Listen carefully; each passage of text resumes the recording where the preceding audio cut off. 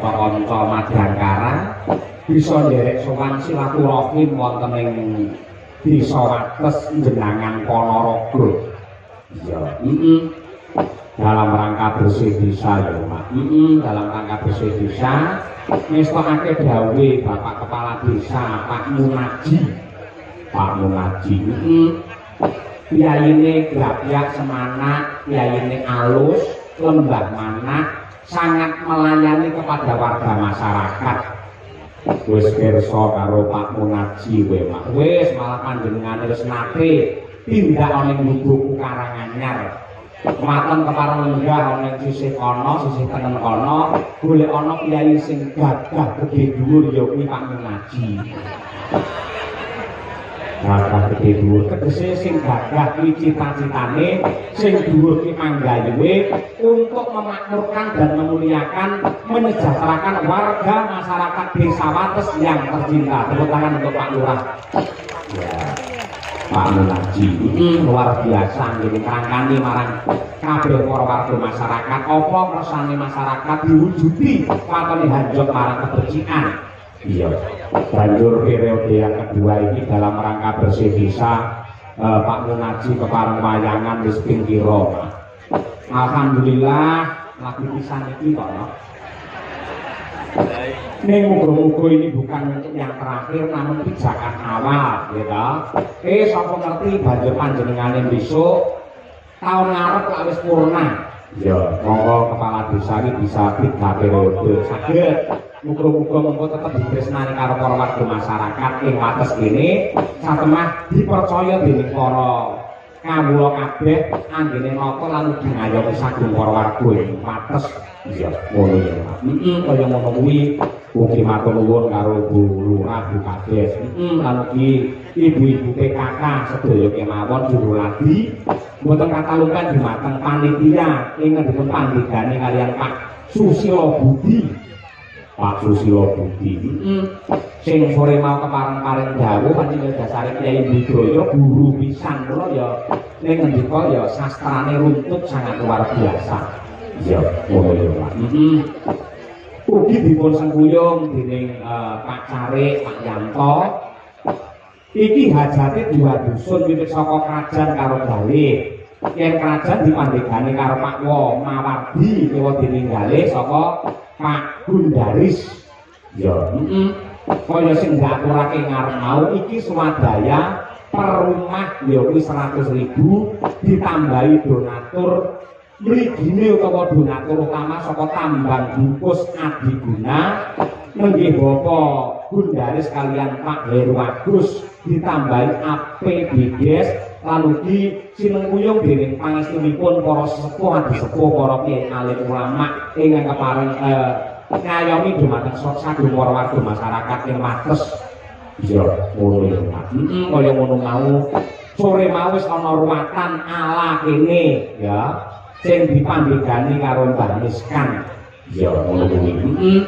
Ugi ana doa bersama saka ibu-ibu muslimat, saka kadang-kadang Ansor, malah wingi iki ana pentas karawitan Desa Wates sing nyatane Wates kene iki kagungan gamelan kuwi sing cacahe petang set nggih. Kabeh paguyuban pentas ana ing kene diwadahi dening paguyuban Pakoso Laras tegese Wates kejaba desane Gemah Ripah Loh Jinawi, wargane guyub rukun tentrem raharja. Desa Wates juga desa yang berbudaya, yang menjunjung tinggi yakni harkat martabat bangsa melalui yawi seni budaya mriki karawitan lho Mas. Pancen bener kaya mengkono. Wah, nadyan kono mriki piniji sowan ana ning kene ning mareng kutang umpama kok nok jan panitiane elok prangkate bergas. Aku sak kanca sowan langsung ya karo Pak Lurah langsung dimonggo Pak Dalang mriki mangke menawi dhahar teng mriki menawi badhe ngersakaken dandan teng mriki kamar mandi mangke teng wingking TK kathah sanget Pak Dalang. Akeh. Nek 5 apa pira kamar mandine? Nek kabeh blas nek lampune. Ayo lawange sing rubuh sitok. Dadi acara nguyuh mesti bokong ki tak nggih lawang den lawang bro. Udah dari lawange Pak Lurah misane. Ayo pada sing dipenggalih ya tenan kok Nduk. Lah gane ngawi kebelet nguyuh tur dasare ketemu dedeg terus tak uyuhi bare ember. Ayo. Suarane tok. Ya luar biasa iki guyon. Iki guyon nang akrab karo Kyai Wates kene yang sangat luar biasa. Wis ewoke kaya ngene, lapangan sing semene jembare nyatane tumplek-blek. Mergo manut pangandikane para panitia pancen Kyai Wates kene maniak ning budaya, maniak ning wayang, remen karo seni tradisi. Yo, nadyanto awake dhewe rong ate suwan rene ning biyayi kene wis asring mirsani ning YouTube lan uga mirsani ning Sakti TV. Oh, menangan kok Nduk. Begitu awake dhewe bisa secara langsung ketemu karo warga masyarakat ing Wates sedaya kemawon. Mugi-mugi amal kesayanganipun warga masyarakat Wates dipandhegani diayomi karo Pak Kepala Desa menika dadi amal jariah ingkang sae lan ugi saged dadi sarana berkah tumrap sedayanipun. Andayane dumateng Desa Wates wiwit ing ratri menika ngantos pungkasaning jaman wontenipun Nanu Hayu lan Rahayu Durga Mendak Kala Sirna Yuwana Basuki pinaringan tebih saking Sukar Sakit lan Sambikala pinaringan rejeki ingkang melimpah ruah kebak barokah lan ugi pinaringan putra ingkang saleh lan salehah tentrem lahir batin selamat donya tekan akhir Allahumma amin. Sembah nuwun. Iki akeh pamundhut yo, Mak. Iki gemene wektu, Nduk. Mergo niku ya ana bintang tamune ya kuwi Mas Gareng pacitan karo Mbak Eka Uget. Iki diwaca dhisik salah siji dhisik ya, Mak. Saking Mbak Susilo AS. Nah iki ya katur dumateng Ki Dalang Cahya Putadi. Assalamualaikum warahmatullahi wabarakatuh. Waalaikumsalam yo gending. Podang kuning Sri Bening. Gending menika kula aturaken dumateng masyarakat Desa Wates sumrambah para ingkang kepareng midhangetaken wonten pundi kemawon. Kula suwun ingkang nembang mangke Mbak Eka Uget. Nggih, ingkang nembang nggih Mbak Eka Uget. Nggih siap mangke kula aturaken. Ana sing kas liyane disusulke.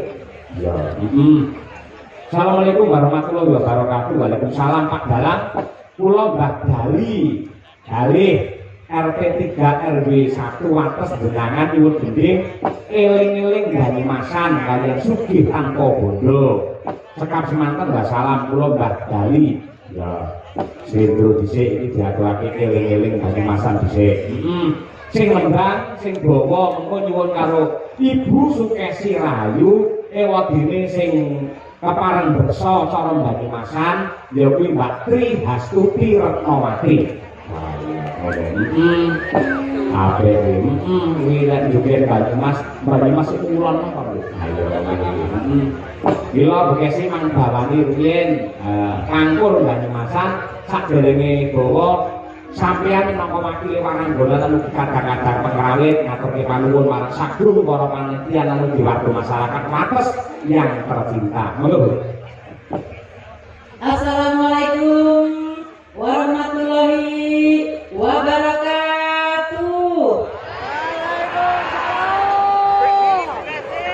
Masya Allah, Bapak Ibu, kula dalu niki jan remen sangat ati kula minangka dados seniman pesinden. Kula ditimbali ing warga masyarakat Wates niki marem sangat. Awit napa dalu niki ingkang mirsani kathah Pak Dalang. Nggih. Panitiane ugi grapyak semangat tur boten cutak. Nah iya. Mawon menika bapak-bapak kali ibu lajeng namung tamu pas kula teko bukuh ngoten lho. Bu Kesi monggo sudah rawuh Bu Kesi, monggo dipunjuk, monggo dipundhalat. Engko dreman napa blas. Niki saya bukuhe panjenengane para lajeng wau. Terus kula mun sanget bar niku seborawon teko. Soto teko. Nek sakare Mas Budi teko nek langsung ditumpukne karo Mbak Putih.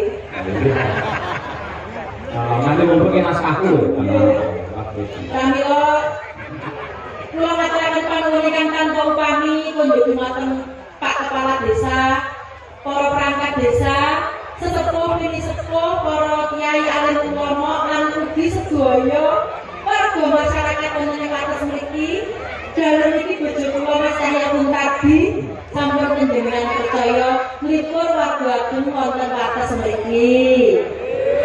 Kula nderek ndedonga mugi-mugi warga dusun wates mriki sasampunipun ngawontenaken upacara bersih desa mriki tansah ditebihaken saking bilahi. Diparingi keselamatan sedaya keluarganipun, dipun paringi murah rezekinipun, dipun paringi keselamatan donya prateng akhir. Matur suwun Pak Dalang sampun. Sampun. Gandeng sampun jenengan dongani yo saiki berkati dadi dong. Nah kalau mungkin terima kasih. Kumlek-blek bekes itu apike Kyai Mirsani Wayangi kebak Kota Krama.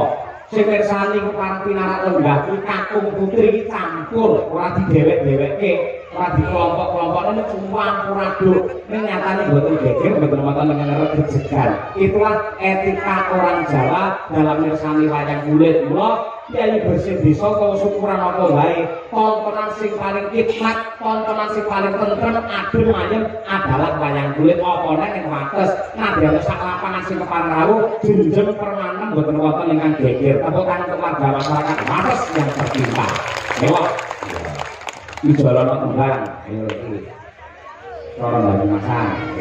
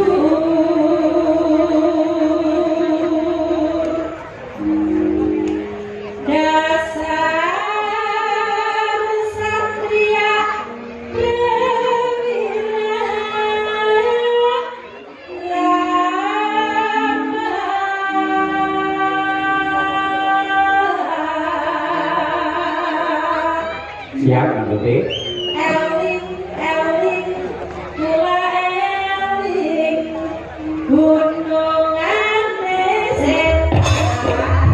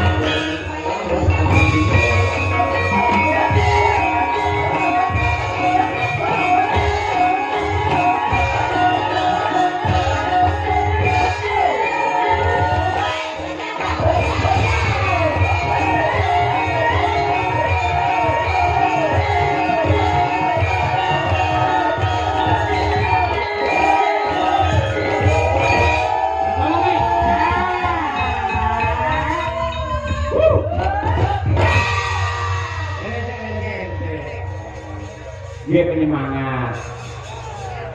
Nah, 200.000. Nih yo kuwi sesuk-esuk amplopmu yo sudah 200.